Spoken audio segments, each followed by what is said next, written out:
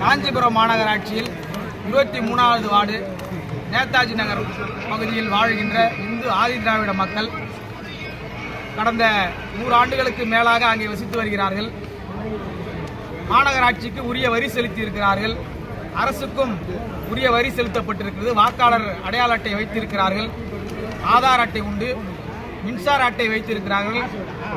குழாய் வரி மாநகராட்சிக்கு முறையாக செலுத்தி வருகிறார்கள்.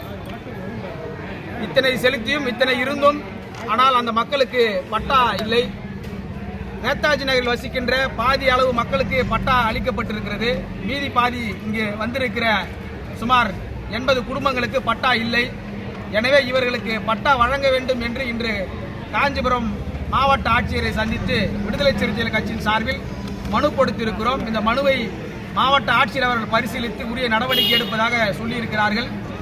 நேதாஜி நகர் பகுதி மக்களுக்கு பட்டா கிடைக்கப்பெறவில்லை என்றால் அடுத்தடுத்து போராட்டங்கள் விடுதலை சிறுத்தைகள் கட்சியின் சார்பில் நேதாஜி மக்களை திரட்டி கொண்டு காஞ்சிபுரம் மாநகராட்சிக்குள் நடத்துவோம் என்று இந்த பேட்டியின் மூலம் தெரிவித்துக் கொள்கின்றோம்.